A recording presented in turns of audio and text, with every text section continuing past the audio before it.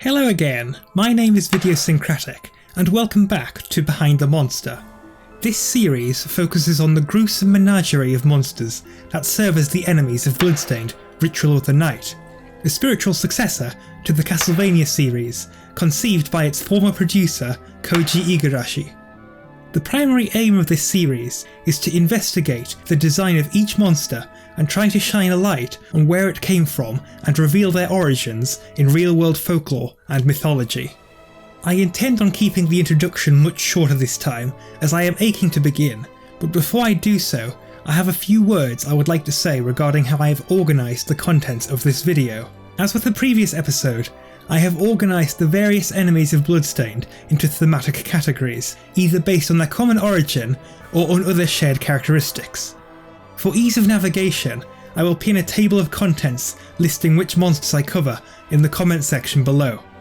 The bulk of this episode will be dedicated to the many enemies which have their origins not in any one particular source, but instead are reflected across many different cultures.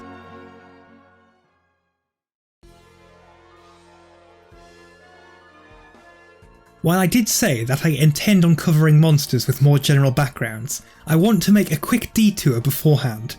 This is because I ended the previous episode on the Gaiamund and its volcanic equivalent, the Hellhound.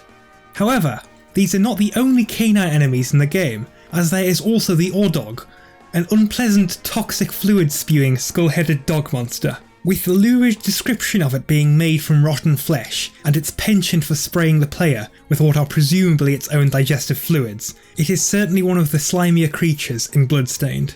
The Ordog also happens to be a reference to a very particular mythological character, specifically a Hungarian one. In Hungarian mythology, Ördög, known as Ördög in Old Hungarian, is a shape-shifting demonic creature which seems to have roots predating the spread of Christianity to Hungary. In traditional depictions, Ördög is quite devilish in both appearance and behaviour. He is usually depicted as a faun, with the lower half of a goat and the horns of a ram. As with the typical devil-type character in folklore, he is said to tempt humans into deals and gambling in order to corrupt them and take their souls. I appreciate that none of this particularly sounds like the in-game enemy of the same name, but this is perhaps more understandable with the detail that the mythological Ördög is said to often take the form of a fox when travelling the mortal world. Another form he is said to take is that of a flame, which may be why the Ordog enemy can breathe fire. Finally, and while I admit this is pure conjecture, the designers may have chosen to call another canine enemy Ordog, as dog is literally in its name. The main group of monsters featured in this episode is something of a wastebasket to throw in everything that has broad origins and yet remains easily recognisable. Most of these creatures have their origins in general European folklore, although are widespread enough to make finding their exact origin difficult, and a select few are almost universal across all cultures. I also believe that it is worth saying that many of them very strongly correlate to enemies seen in the Castlevania series, and these connections will be pointed out in each individual entry. The first in this category is the Sima, which, as far as I'm aware, is a sea monster invented for Bloodstained and not based on any pre-existing tale. The Sima occupies the same niche as the merman enemy from Castlevania. They are both fairly weak, early game amphibious enemies. They even have a very similar attack pattern, consisting of walking back and forth, occasionally leaping into the air, and sometimes firing off a weak projectile attack. However, in terms of appearance, the mermen take their inspiration from the creature of the Black Lagoon, while the Sima is a much more ambiguous blend of jellyfish and cephalopod, with the striking addition of a wide eyeless mouth seemingly full of herbivore-like incisors. Like Castlevania before it, Bloodstained also recycles many of its enemy designs by mixing up their palette and sprucing up the model to appear later in the game as a stronger variant. The Sima gets one of these palette swaps in the form of the D-Sima, which simply changes up the colour scheme and slightly modifies its attack patterns. Despite initially thinking otherwise, I think it is safe to conclude that D-Sima is simply a contraction of Deep Sima. One of the few universal beliefs across all human cultures is the belief in a life after death, and so the idea of a lingering spirit left behind is almost universal too. In the broadest of terms, this spirit can be referred to as a ghost, and while it may have a vast number of local permutations, the core of this belief remains the same. The enemies simply called ghosts in Bloodstained are similar to their counterparts in Castlevania, appearing as a small burning mass that manifests from thin air and chases the player down, being easily dispersed with the weakest of attacks. Perhaps fitting their ephemeral nature, otherwise undistinguished ghosts have one of the least consistent designs across the entire Castlevania franchise. However, with that noted, the ghosts from Bloodstained somewhat resemble the fire-inspired ones from Dawn of Sorrow. On the other hand, in Curse of the Moon, the sister game to Ritual of the Night, released last year, the pixelated ghost design makes it a little closer to that used in Symphony of the Night. The archetype of the man-eating plant is an old one, perhaps older than you may think. The earliest well-attested tale of a man-eating plant is that of the Yataveo, a tentacular tree with an appetite for human flesh, allegedly native to Africa or Central America depending on the tale. The resident carnivorous plant of Bloodstained is the comparatively meek moko weed, which simply lies in wait for a hapless adventurer to put a foot wrong, after which it snaps shut, acting somewhat like a vegetative bear trap. This attack pattern, if one can really call it that, is almost an exact match for the Une of Castlevania, also called thornweeds in some games. Those also stayed in one place and waited for the player to walk into them in order to deal damage. However, the moko weed has yet to demonstrate any of the exotic forms the Une would end up branching out into. In fiction, it is a fairly common trope to have the grotesque beasts decorating the facades of many a grand old building come to life and fly away. The naturally unsettling appearance of these statues easily lending to this idea. Needless to say, the Castlevania series also made use of a number of gargoyle-type enemies, which passed on a few of their traits to their Bloodstained counterparts, namely the penchant for turning the player to stone and their habit of disguising themselves before taking to the skies to attack. Apologies if you've heard this elsewhere, but architecturally speaking, a true gargoyle is a waterspout in the shape of a statue, designed to channel rainwater away from the building. This can be seen as the word gargoyle actually shares its origin with the word gargle. However, there is no general catch-all term for beastly statues which aren't waterspouts. The word grotesque is frequently used, but a whole variety of words exist for them, including the mildly amusing hunky punk used in the county of Somerset. The word demon is quite a broad one, but defining it as a supernatural entity of malevolent intent is a decent enough place to start. Intriguingly, the ancient Greek origin of the word does not actually have negative connotations, and is completely neutral by itself, but that is admittedly outside the remit of this video. By the terms of Bloodstained's own lore, the vast majority of enemies and even a number of helpful entities you encounter in the castle are actually demons. With that said, the question is, what makes the enemies specifically labelled as such worthy of the name?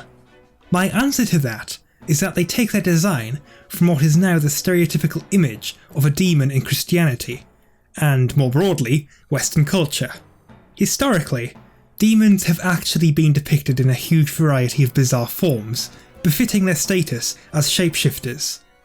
However, from the arrival of Renaissance art onwards, the depictions of demons have gradually settled into them being horned humanoids, often with the legs of a goat and sometimes with wings, usually either patterned on those of a bat or as an inversion of the white feathered wings of the stereotypical angel.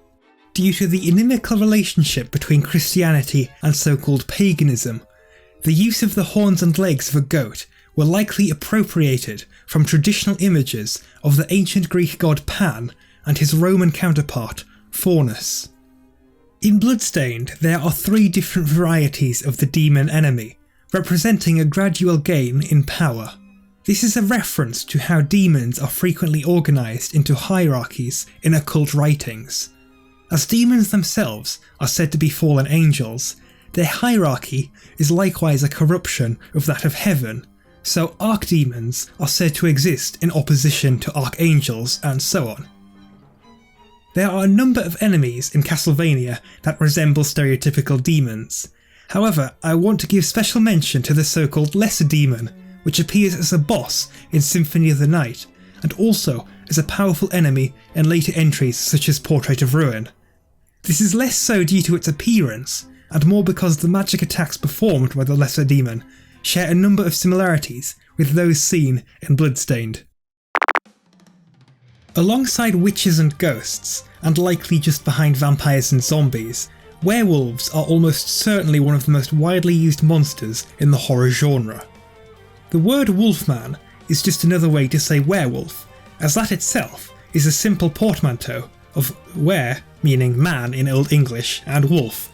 This word may originate from Old English, but the motif of the man who transforms, involuntarily or not, into a wolf is one which occurs across Europe, with it being mentioned by the Roman writer Petronius in the 1st century AD. One of the most famous werewolf myths is even older than this, and comes directly from Greek mythology. This is the story of King Lycaon, who was transformed into a wolf for cannibalising his own son to test the omniscience of Zeus. Indeed, it is from Greek that the alternative name lycanthrope is derived. Due to their popularity, you really can't have a proper monster mash without a werewolf, and so Castlevania stayed true to its roots and featured a number of wolfman type enemies over the years, generally alternating between calling them wolfmen and werewolves. I will admit, Castlevania werewolves are often quite different from the usual fare, with them possessing unusual features such as martial arts expertise and an unusual blue colour scheme, but they are still recognisably lycanthropes all the same. In Bloodstained, the Wolfman gets a late game upgrade in the form of the Silver Wolfman, which is simply larger, stronger, and coated in shining silver. As far as I'm aware, the Silver Wolfman does not reference any specific myth, but it is amusing to see a werewolf literally coated in their traditional weakness. Similar to ghosts, dragons are so widespread as to almost be a universal concept that transcends cultural boundaries, and similar beings can be found in the myths of groups of people all over the world. Amazingly, despite this prevalence of dragons across cultures, the Castlevania series does not really feature any recurring dragon-like enemies, although it does include a few draconic bosses. The Bone Dragon, which also goes under a slew of other names, is about as close as that series gets to a reappearing dragon enemy, and even then it strays quite a bit from tradition.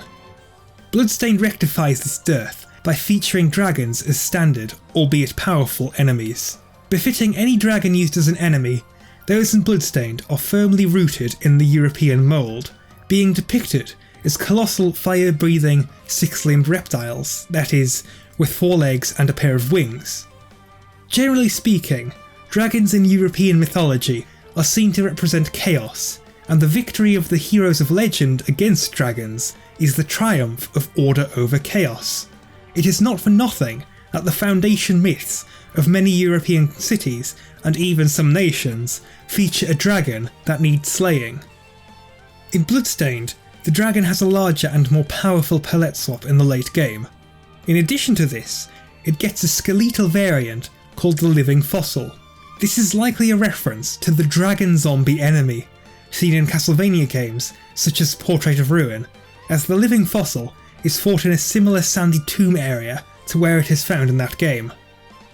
I also believe the Living Fossil is a nod to the idea that dinosaurs and similar prehistoric animals have frequently been conflated and confused with dragons, a practice which continues to this day. As an example of this, Wawel Cathedral in Krakow, Poland, has the giant bones of a supposed dragon hanging outside its door by a chain. These bones were brought to the church in the Middle Ages, where they were fully believed to be those of a dragon. However, scientific techniques have confirmed them to actually be the bones of a long extinct Pleistocene mammal. The next set of enemies are those which are long-time fixtures within the fantasy genre. I will apologise in advance that I am going to mention Dungeons & Dragons a lot in this segment, but it is undeniable that it has been highly influential on fantasy since its publication. So-called elementals are quite common entities in fantasy settings. In diegetic, that is, in universe terms, they are usually defined as pure manifestations of the different elements that make up any given fictional universe. These magical entities often take on a will of their own, or are otherwise channeled by other beings to be used as they see fit. In Bloodstained, the elementals correspond to the traditional trio of fire, ice and lightning, here labelled as thunder, as it is in a number of other games. This trio of elements is one of the most long-standing conventions in RPGs, dating from their usage as the stock forms of offensive magic in the original version of Dungeons & Dragons. These three elements are also joined by light and darkness in Bloodstained. These are also commonly seen as diametrically opposing elements throughout a variety of different games. The Mimic is a classic monster design seen throughout gaming and originally introduced in the first edition of Dungeons & Dragons. The Mimic is simply a fantastic concept and perfect for any setting that encourages the player to collect as much treasure as they can. The Mimic is an organism that disguises itself as a treasure chest that attacks any greedy adventurer which attempts to loot it. While the exact appearance of the true Mimic changes depending on the source, the basic behaviour of luring its prospective prey into a trap through its mimicry remains the same. Bloodstained goes for a spider-like design that seemingly uses a real treasure chest as a kind of shell to protect its abdomen. Castlevania usually used variations on an amorphous blob, disguising itself as a treasure chest with teeth, although the iteration used in Dawn of Sorrow is especially noticeable for giving it goofy little frog legs to hop about on. A similar entity to the Mimic is the Chair Mimic, which basically does what its name suggests, posing as a chair and grabbing the player and attempting to steer them into danger. While its name and description suggests it is another species of Mimic, in my opinion, it more closely resembles a possessed or otherwise haunted chair. It is for this reason I have thrown it in with the Bloodbringer, another inanimate object, in this instance an executioner's sword, given motive force by a supernatural presence. The Bloodbringer is almost a direct reference to various floating swords from the Castlevania series, some of these including the Spectral Sword, Ruler's Sword and Bloody Sword. The way it moves through the air and the fact that it is a summonable familiar makes it a dead ringer for the sword familiar from Symphony of the Night. The Seeker and the Tracer, not to be confused with other things of the same name, are both late game enemies that are seemingly large disembodied eyeballs wreathed in colourful smoke and are embedded within walls. Generally, disembodied eyes are hardly new, and similar entities can be seen in a variety of real-life folk stories. For example, one which springs to mind is the Japanese Moku Moku Ren, essentially a shoji screen home to many hundreds of disembodied eyes. The Castlevania series also had a large number of eyeball-related creatures, perhaps most notably the Peeping Eye. These resemble singular eyeballs attached to a fleshy, colourful tail, and are said to be the guardians of the castle, acting as the wandering eyes of Dracula, pun completely intended. From a personal perspective, the Peeping Eyes of the Castlevania series have always reminded me of another classic Dungeons & Dragons monster, in this instance the Beholder. However, I'm not sure if that was actually intentional, so I accept that this particular interpretation is highly subjective. The final category of this episode is for monsters created by taking a real-life animal and making it bigger and or just adding a few extra bells and whistles. As you may expect, these are very simple enemies, and so I don't need to spend too much time on their origins. The enemies in this category include the Bat, Toad, the giant variations of these, the Poison Bat, the Giant Rat, and the two aggravating flying insect monsters, the Scythe Mite and the Bloodbug. The Bat and the Toad have direct parallels with enemies from the Castlevania series, sharing the same names and exhibiting near the exact same behaviour. It is perhaps for this reason that the Bloodstained animals are quite a bit more mutated and grotesque compared to their natural forms. One additional enemy I include in this category is the Simian. In its attack pattern, it is very close to the Castlevania enemy called the Fleaman, and the Simian fills much the same niche.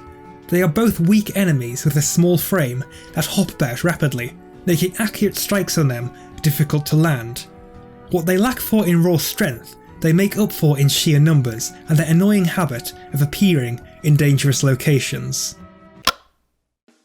With the animalistic monsters covered, I am going to bring this episode to a close. In the next episode, I will finally get around to covering what I have been waiting for, those monsters which reference specific mythologies from all over the world. Bloodstained features some monsters that are really quite obscure, so I can't wait to cover them, and I hope you'll want to join me in the next episode. If you've made it up to now, then thank you very much for watching, and I really hope you've enjoyed the video. If you did indeed enjoy it, then please consider liking, sharing and subscribing to my channel. As it is still early days, I would especially appreciate anything you can do to spread word of my channel to help it grow. I would also love to hear from you and what you may have to say in the comment section below. I am also on Twitter, so you can follow me there if you want a better idea about my upload schedule and videos I would like to bring out in the near future, and you can always contact me there as well. Once again, thank you very much for watching, and I hope to see you in the next video, if not sooner. Until then, have a good one. Ciao!